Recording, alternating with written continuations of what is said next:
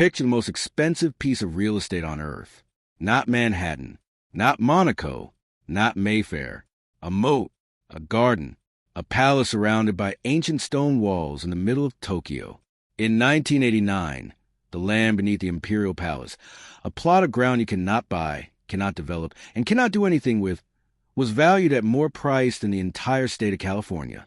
Every building, every farm, every highway, every strip mall, every beach house in California, all of it worth less than an untouchable garden in the middle of a city most Americans couldn't find on a map without help. That is the kind of number that stops you cold. That is the kind of number that tells you something has gone catastrophically, cosmically wrong with the way a society is pricing reality. And that was just the land. The stock market was doing something even more extraordinary. The Nikkei 225, Japan's premier stock index, closed 1989 at 38,957 points. Analysts were not asking whether it would hit 50,000. They were debating whether 100,000 was 2 years away or 3. Japanese companies were buying American skyscrapers like souvenirs. Sony bought Columbia Pictures. Mitsubishi bought Rockefeller Center. The joke in Tokyo was that Japan hadn't lost World War II. It had just taken a long route to winning it. Every salaryman in a department store suit believed he was riding a wave that would never break. Every bank loan officer was handing out money like candy because the collateral, Japanese land and Japanese stocks, only ever went up. It was the greatest economic party the modern world had ever seen. And like every party that gets that loud, that expensive, and that confident, it ended in the worst possible way. In 1990, the music stopped. The Nikkei lost nearly half its value in 12 months. Land prices collapsed. Banks that had lent against inflated collateral found themselves holding loans worth more than the assets backing them. Companies that had expanded on borrowed confidence suddenly couldn't service their debt. And the Japanese government, faced with the greatest peacetime economic crisis in the country's history, made a series of decisions that turned a bad crash into something far darker. A lost decade, then 2 lost decades, then 3. Here we are in 2025, and the Nikkei only recently, for the first time in 35 years, reclaimed its 1989 peak. 35 years to get back to where you started. 35 years of stagnation, deflation, demographic collapse, and monetary experiments so extreme they have no precedent in the history of modern economics. And almost nobody talks about it. Not because it isn't important, but because the lessons Japan teaches are deeply uncomfortable for every other wealthy nation currently repeating Japan's mistakes with slightly different packaging. Today, we're going to do what the financial media won't. We're going to go inside the lost decades. We're going to understand exactly what broke, why it couldn't be fixed, and why the story of Japan's economy is not ancient history. It is the mirror that America, Europe, and the rest of the developed world are refusing to look into. Buckle up. What happened to Japan is the most important economic story nobody is telling you. To understand how Japan fell, you first have to understand how high it climbed. And the height was genuinely staggering.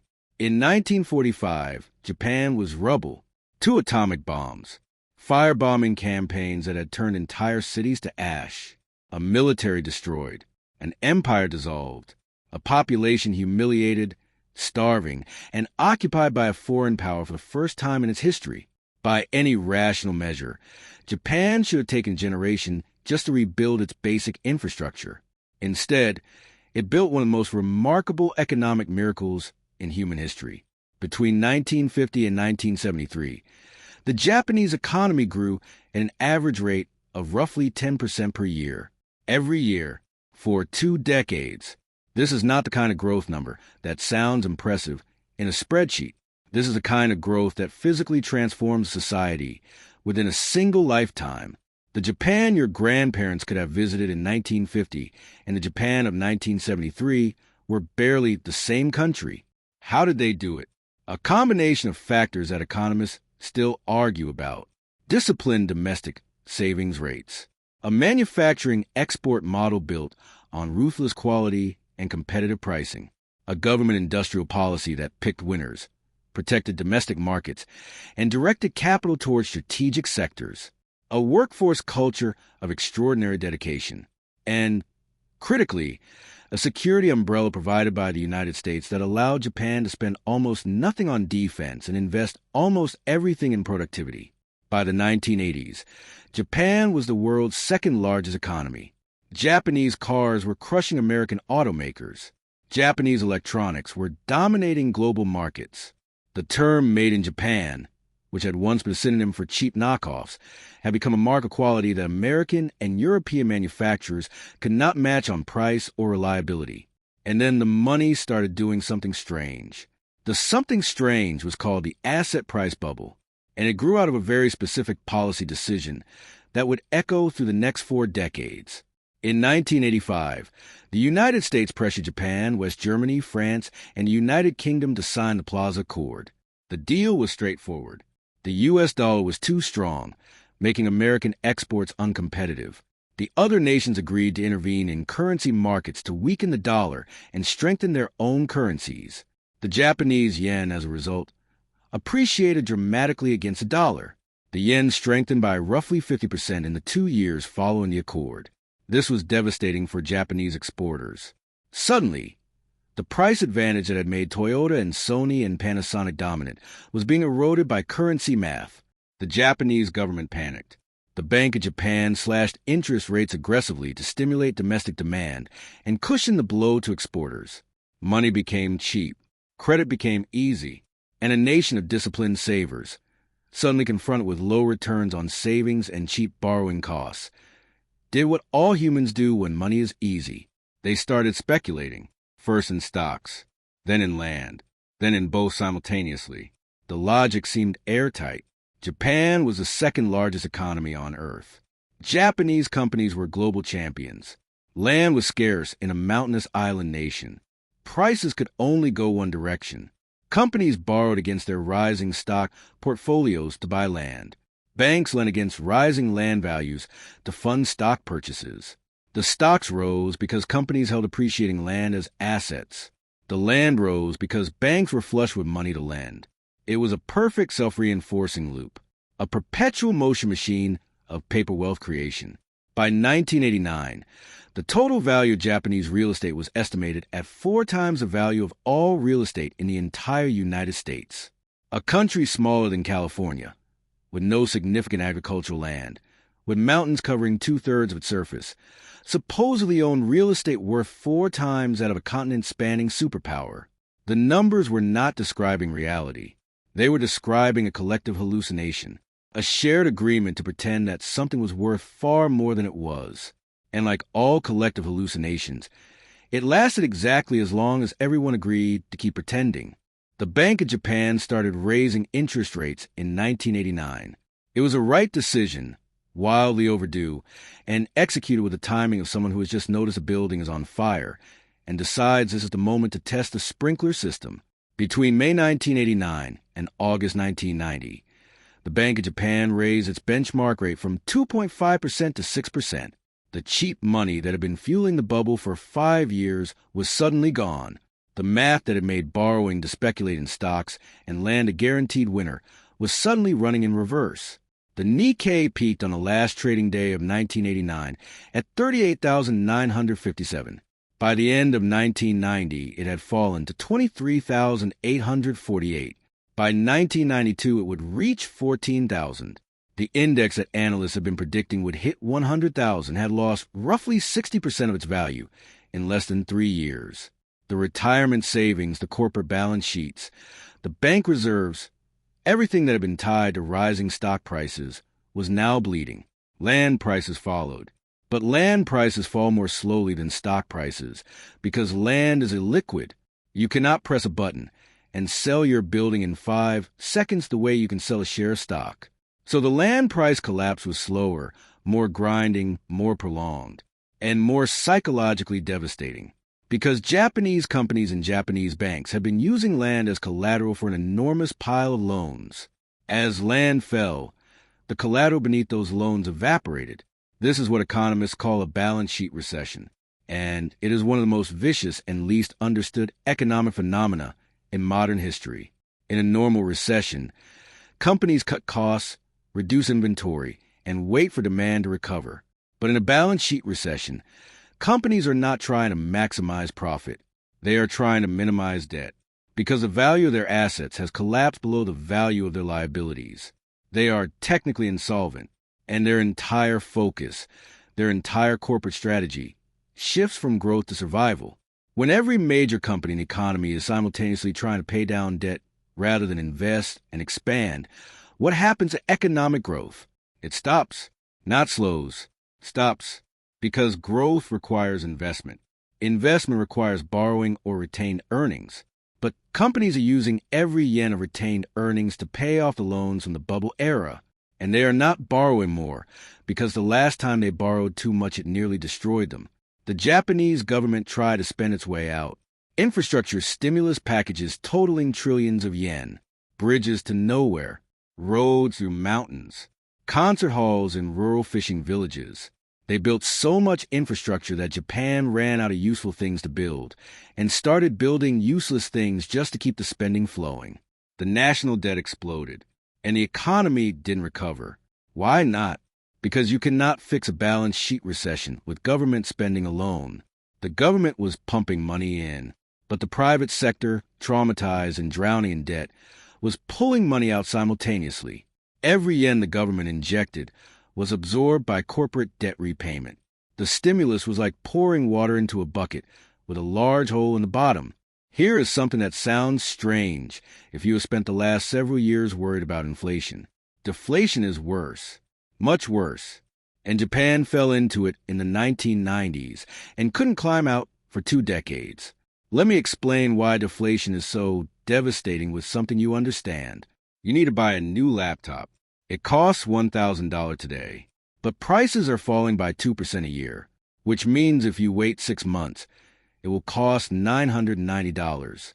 If you wait a year, $980. If you wait 2 years, $960. So what do? You wait.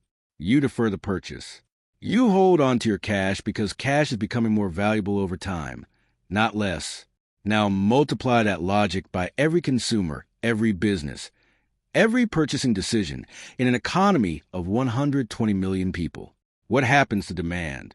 It collapses. Why buy anything today when it will be cheaper tomorrow? But here is the death spiral. When demand collapses, companies sell less. When they sell less, they cut prices to attract customers.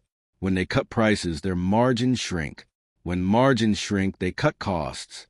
When they cut costs, they cut wages and lay off workers.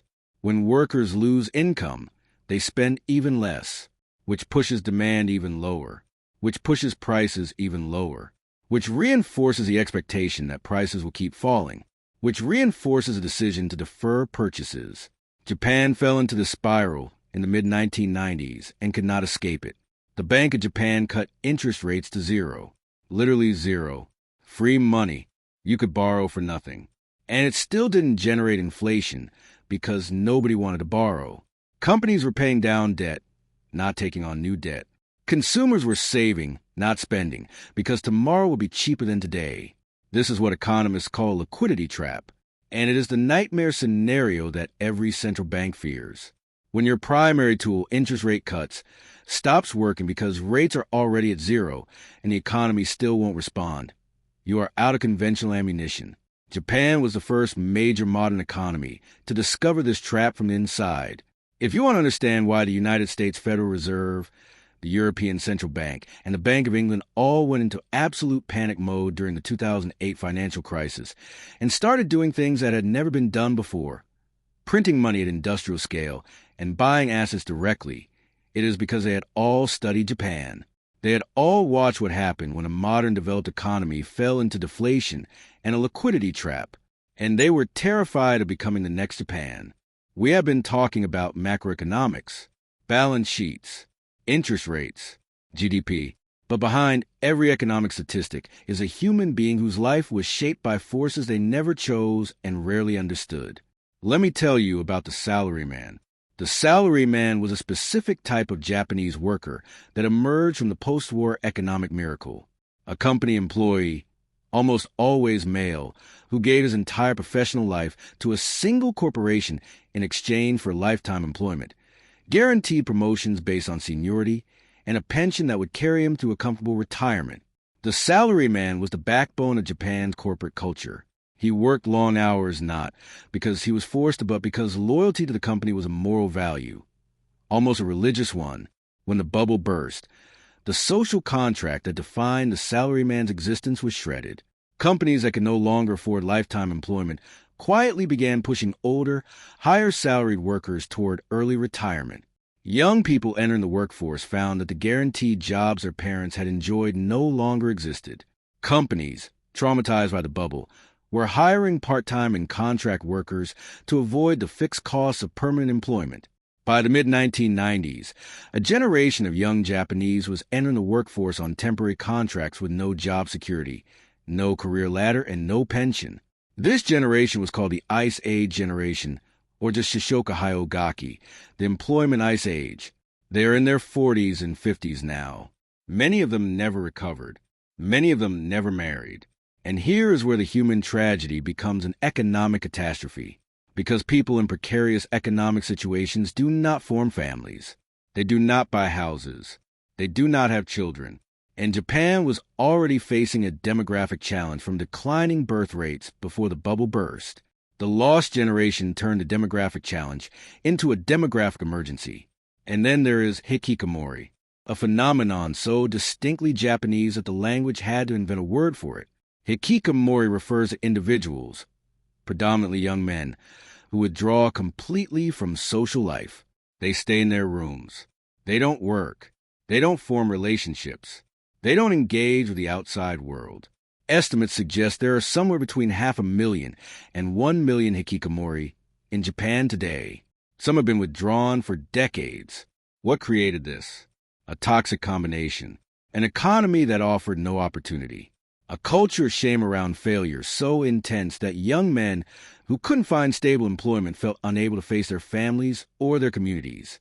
A corporate culture so demanding that even those who did find jobs were working hours that destroyed their health and their social lives. And a housing market so expensive in the major cities that young people couldn't afford to leave their parents' homes anyway. Japan's birth rate has fallen to catastrophic levels. In 2023, fewer than 730,000 babies were born in Japan. A country of 125 million people produced fewer than 730,000 new human beings in an entire year.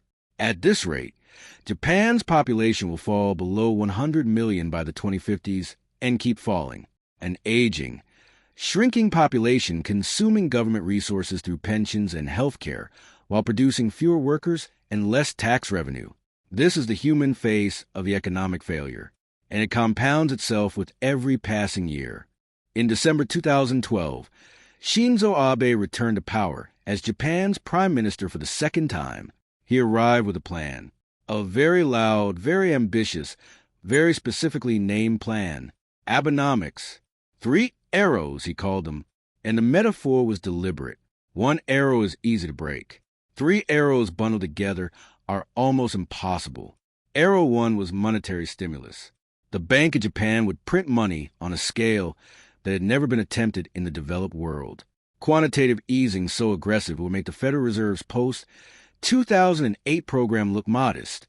The goal was to generate inflation, to break the deflationary psychology that had gripped Japan for 2 decades, to force people to spend now, because holding cash would mean losing purchasing power. Arrow 2 was fiscal stimulus, government spending to build demand and pull the economy forward while the monetary policy did its work.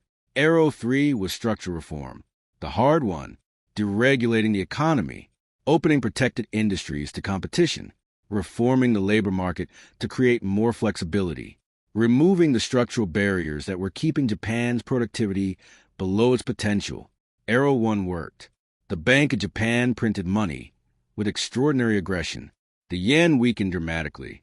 Exports became more competitive. The stock market surged. Inflation, after 2 lost decades, actually appeared. Japanese companies started reporting profits again. The Nikkei climbed. Consumer confidence ticked up. For a moment, it genuinely felt like Japan had found its way out. Arrow 2 was partially deployed. Government spending increased. Infrastructure projects multiplied. The fiscal stimulus provided short-term sugar to the economic bloodstream.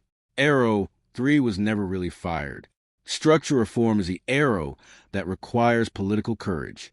It means telling protected industries that their protection is over. It means telling older workers that seniority alone is no longer a guarantee of advancement. It means telling rural constituencies that their uneconomic agricultural subsidies are being cut. It means making powerful enemies. And like politicians everywhere, Japanese politicians found reasons to defer these decisions indefinitely.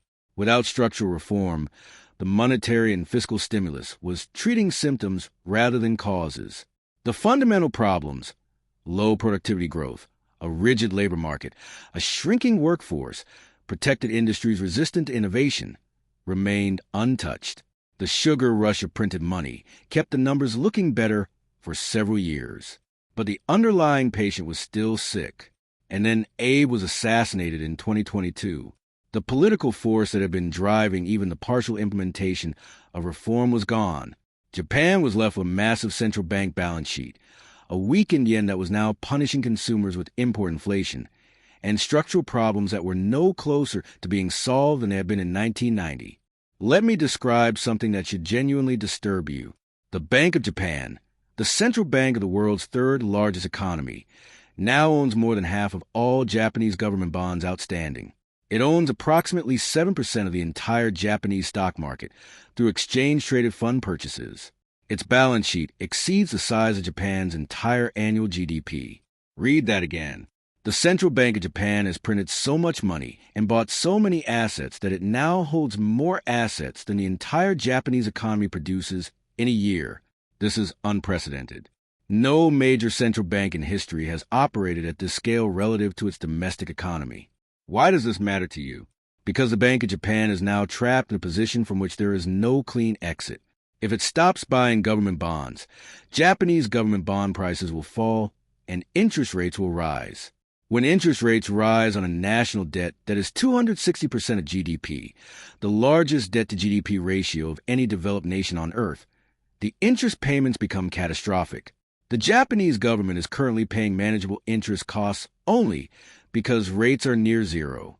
Even a modest rise to 2% or 3% would consume a devastating share of government revenue.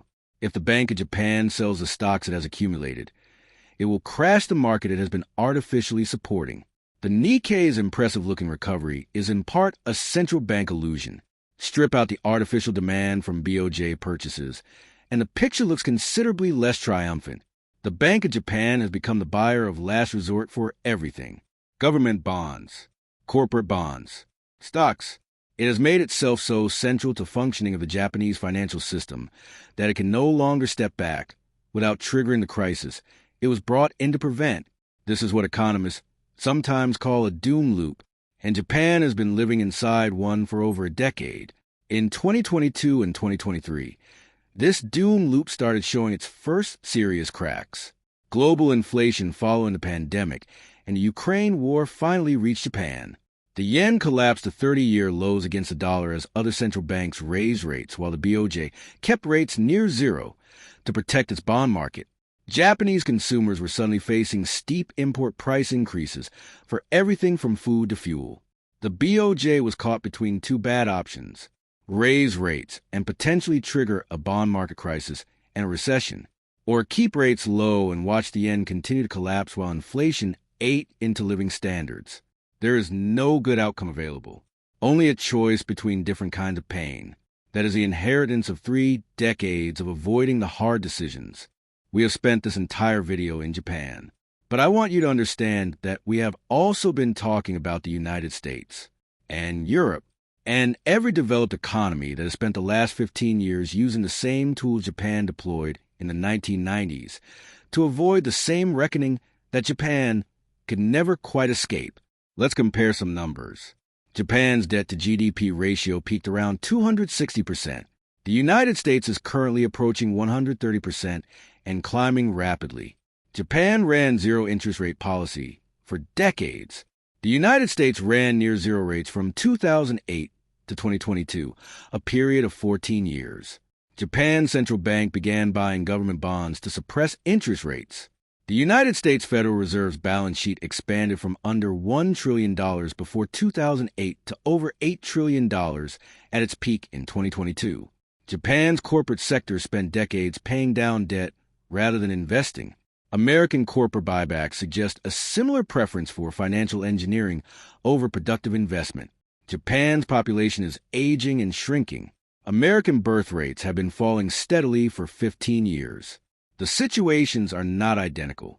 America has advantages Japan did not. It has the world's reserve currency. It has more immigration. It has a more flexible labor market. It has a more dynamic technology sector. These are real differences that matter, but the structural parallels are uncomfortable enough that they deserve serious attention rather than dismissal. The Federal Reserve and the U.S. Treasury have been aware of the Japan comparison for years. It is one reason they've been so aggressive in printing money and so reluctant to allow asset prices to fall. They are terrified of falling into the Japanese trap. The irony is that the very tools they're using to avoid Japan's fate are the same tools Japan used. And Japan used them longer and harder and still ended up where it ended up. The lesson in Japan is not that government intervention in the economy never works. The lesson is that intervention can buy time, but it cannot substitute for the hard structural reforms that actually fix the underlying problem.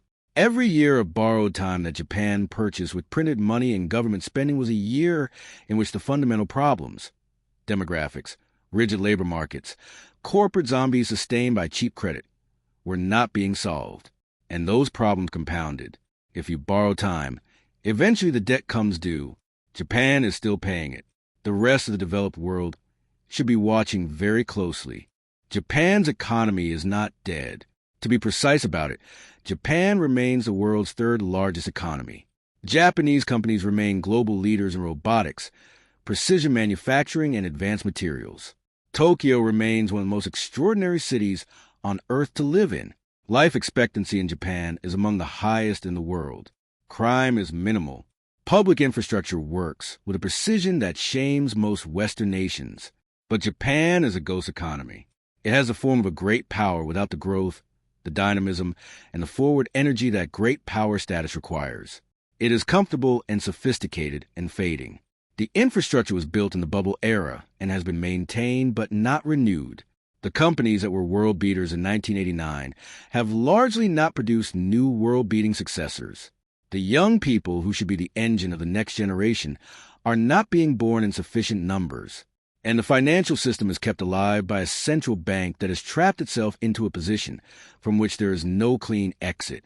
The lessons are clear if you're willing to look at them. Asset price bubbles, when they burst, leave damage that takes much longer to repair than conventional wisdom suggests. Deflation, once embedded in psychology, is extraordinarily difficult to dislodge. Structural economic problems cannot be solved by monetary policy alone, no matter how extreme the policy becomes. Demographics are destiny, and a society that stops producing children is making a decision about its own future that no amount of central bank creativity can reverse. For you personally, the Japan story is a warning about what happens when you assume that asset prices only go up. The Japanese who were all in on stocks and real estate in 1989 waited 35 years to get back to even. 35 years. If you are in your 30s right now, that is your entire adult life. The diversification that sounds boring and conventional becomes a thing that saved you. It is also a warning about trusting any single policy tool to solve a complex structural problem, whether that tool is interest rate cuts, government spending, or money printing. History suggests that tools have limits, and when you reach those limits, the underlying problems are still waiting for you. Japan looked at its problems in 1990 and found reasons to defer the hard solutions. 35 years later, it is still finding reasons. The rest of the world should learn from that story, because history does not repeat itself, but it rhymes. And right now, the rhyme is getting uncomfortably close to home. If this video changed how you see the global economy, do me a favor and hit the like button. The algorithm buries content like this because it doesn't have a sponsor telling you everything is fine. Your like is the only way it reaches the people who need to hear it. Subscribe if you want to stay ahead of what mainstream finance won't cover. And tell me in the comments, do you think America is on the same path as Japan? Or are we different enough to escape it? The best answers get pinned. Stay skeptical, stay informed, and keep watching.